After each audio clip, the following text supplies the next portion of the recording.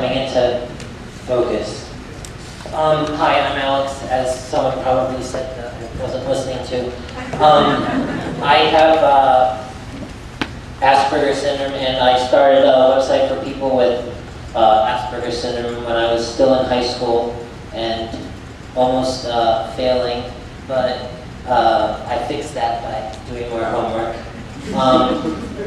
And now I'm a student at George Mason University, which I accidentally applied for the spring semester, which you shouldn't do if you want to go to the fall semester. But I straightened that out after I never got a letter back from them. And so I'm studying film and video studies, and I have to say that I didn't know what to expect from college, and neither did my parents. I'm sure they shared my worries that I might not do well, but I figured out how to attend as little number of classes as possible and still pass. So, so that's good. I had a list of things that I'm going to talk about. The first thing is sort of just like the transition to college. For me, I just went straight to university and lived on campus about 2 hours away from home. My girlfriend, who's also here, and who also has Asperger's syndrome, she went to some sort of junior college for fun before she went to her real college across the country. I think that for some people, I guess community college or some form of two-year college might be a good sort of step to get into the whole college idea. For me, it worked out that I just sort of jumped in there and didn't drown. The living situation was one thing that was hard for me at first, especially when I was on this floor, and I was on like the crazy floor. Every college has a crazy floor in the dorms, and it involves the whole like building shaking from music, which was not a really good fit for me. Some things that helped that I learned later after getting transferred into the good dorms that have fancy things in them and quiet people. I learned that it was a good idea to get transferred to the PhD students floor. That worked out for me, because they seemed to be even more, susceptible to the noise than I was. So then they would like call up and like some guy has some music that you can barely hear. So that worked out, and I had some really bad sensory problems. I think going to college is really important because you really want to get into the social thing, because I'm sure that a lot of the kids, I don't know if any of you guys have any kids with Asperger's, hopefully some of you do. Alright, cool, people are shaking heads. But it's great to go to college because you meet people who are interesting and you can find people who share your interests. For instance, and while I got bored of this interest and had to switch my major, at first I was a computer science major, which is how I was able to make my website. I probably, although most of the stuff they were teaching I either knew already or was incredibly bored by. But I did join the robotics club and met some people there that were cool. I guess you really need to look for the clubs, because there's no like person who goes around saying, do you want to join the club? Except for the religious clubs. That does have people. But yeah, you have to look around. One thing that helped me though is the website. The website at George Mason is pretty extensive. You can find everything out on the website, and everything there is like on the internet. To be honest, I was amazed when I learned that I could set my washing machine to send my phone a text message when it was done. I later learned that it's also IP version 6 compliant, which most ISPs aren't. But the thing is that having the stuff on the internet is great, because in classes I lose all of my syllabuses unless they're on the internet and they stay there. I could not like survive in high school because I lost all my homework.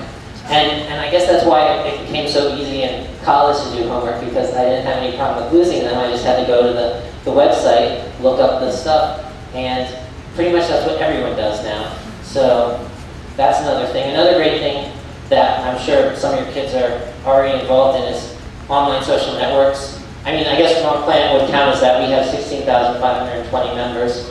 Only 987 people are online now, which some people aren't logged in. You can refresh it though and see what the updated number is. I guess it's the same. Well, that's not right. We need to do a force refresh. All right. Well, I guess it's the same. But yeah. So I mean, there's a lot of people on our planet who just share information about themselves. It's all people with Asperger's, parents. There's sort of subgroups on there. There's a big section of parents and a specific forum for parents with issues. I'll just show you that just so you know. We have the discussion forums, and you have to go down.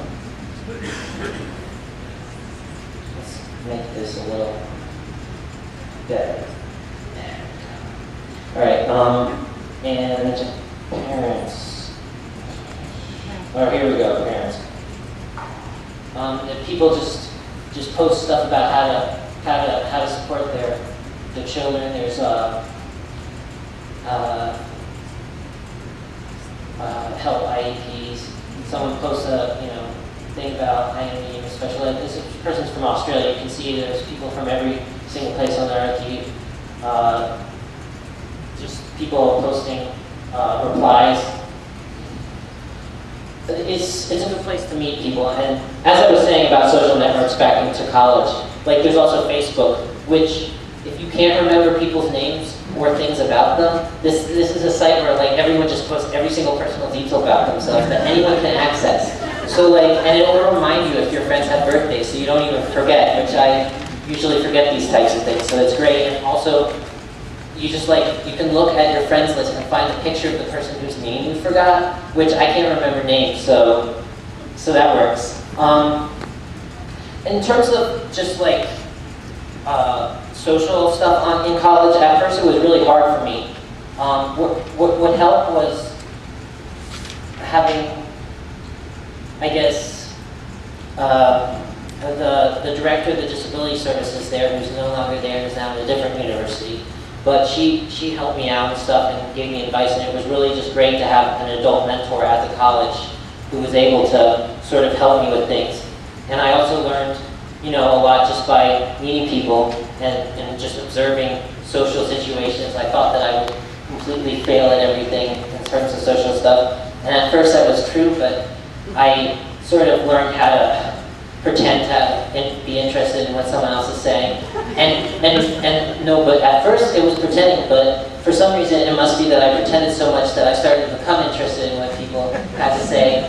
And well, then I just asked more questions, and that was great. And I don't know, it's just, I made a lot of friends, and I even got invited to someone's birthday party this weekend, so that's good. And I have friends that help me with homework too. Question behind you. Yes. My son is very socially isolated. He's in high school, and I don't know whether you come across as somebody who can interact with people. Do you have any suggestions for somebody who's really socially isolated and how they can make that transition to college campus? Well, first you have to establish that he wants to have friends, which I assume most people do, right? Yeah, so I think the best thing to do is just to help him. Just if you see some sort of situation where he could have said something to someone, just tell him that, why don't you just, go talk to that person. They look like they might be interested in what is he interested in? Oh, well, you can find people who are socially inept who are interested in computers. So, I mean, are there any clubs at the high school for computers or? Yeah, he's doing a little of that. Yeah, I mean, it's just work, just get him involved in that, and the more he does it, the more he'll probably like it. Make sure that he's not getting too, going out too far out there, or he might get discouraged. So you don't no discouragement. That's bad. You had a question first.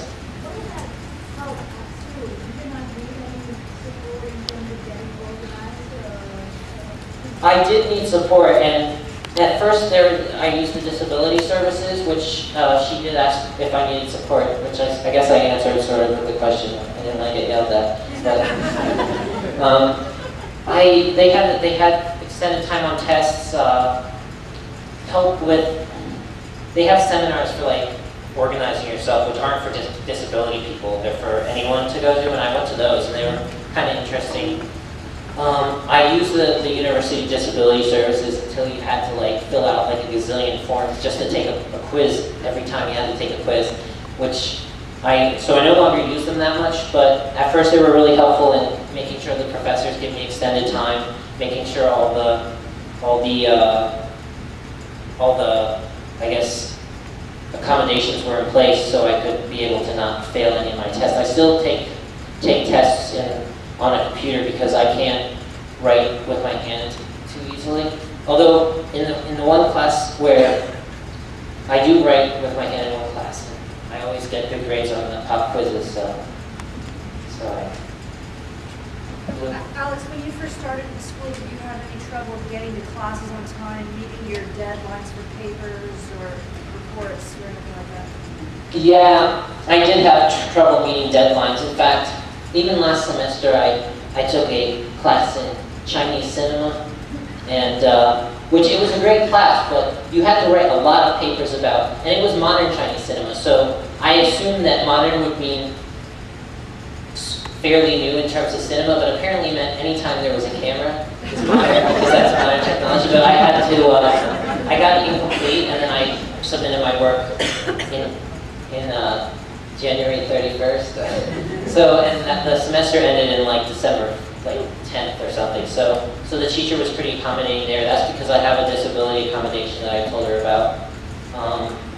And I got, there were a lot of essays. Like I had 6 like 5-page papers to write during the break, which I did all of within like the week before January 31st. But you know, the extension work. Yellow shirt. Yes. What did you say you were majoring in again? Film and video studies. Have you heard of this place called Full Sail Academy? No. Oh.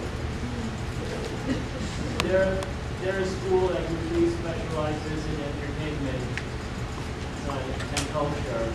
Yeah, I mean, if your kid is interested in a specific thing, I think that like that kind of school, like especially just focusing on what your kid's interested in is what you want to do in college. Because honestly, you don't have to take any other classes except for like the first year, and it's basic like history classes that you already took in high school, and so like it's like you learn the same thing you already learned in high school. Except I might have had a high school that taught the same stuff, but all the general requirements are pretty easier than high school, definitely. I think that might just because personally I didn't. You know, I lost all my homework in high school, but also because I really think it was easier.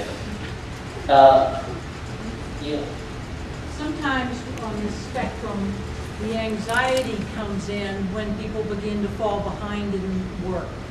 Did you personally have trouble with that? Like you said, you had these 5 papers due. How did you not get so anxious that it really hindered getting anything done? Oh yeah, I got really anxious. I don't know, is that camera on? Yeah. Are you sure it's recording? You press the record button, right? Yeah. Alright, cool. I just want to make sure, because I didn't press it. What was the question again? Oh, anxious.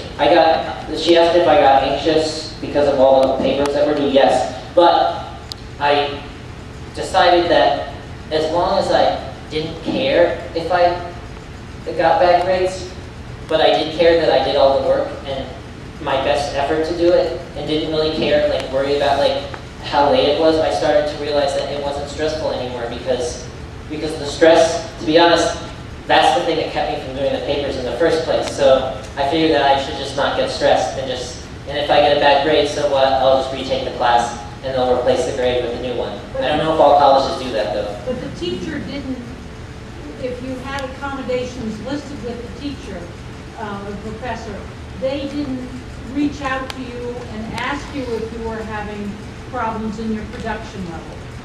I told her because I didn't have any essays, so I had to tell her something. But I had told her before that I had some issues with that. I showed her the form that the disability office wrote what I need and stuff on. she was accommodating probably more than most teachers, because some teachers say, oh, well, I want to make it fair for the rest of the class. And I was like, well, maybe if the rest of the class had difficulties, you should let them do it too, and then it would be fair. You know, but I don't know. What? How early do you have to show your professor your disability before that he or she will accommodate? It depends how nice the professor is. I mean, sometimes I forget to like even show any of the professors, and then like I show them when I have trouble. And sometimes it's usually like, well, and this is usually adjunct teachers who are like really mean and like don't really care. And they'll be like, well, you didn't sign up originally, so I'm just going to make you take this. And so that, but usually you should just do it as early as possible. I usually don't do it because I don't want, you know, to have to deal with that, but that's probably not a good idea on my part. Let's take 2 more Okay. questions now, and then we'll switch.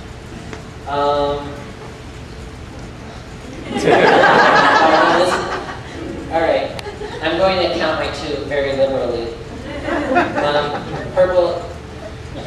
Why did you decide on George Mason University, and did you apply to other colleges? Yeah, I applied to other colleges. They're like, and all of the ones that I did apply to were like, despite the fact that you have relatives that were here, we have to be sorry, but you won't get to go here. Although that's also partially because the average GPA for admittance was like 4.0, which my SAT scores were high, but also because I only applied to Virginia State schools, and I guess and the only other 2 were University of Virginia and William & Mary. Pink. Do you have a deadline of application to George Mason? Yeah, there are deadlines usually for all of these colleges. I think technically I accidentally like didn't go to the deadline, but as I said, I applied for the wrong semester. But I did apply in the deadline. You can apply at George Mason. You can apply at any semester. There are 30,000 students there, which includes, I'd say, a bunch of people who commute there. The price is good if you live in Virginia. To be honest, it's really a good price compared to like Katie's school costs like more than a you know, expensive Rolls Royce that's been used. Okay. But I hope you're not kidding. The 4 point.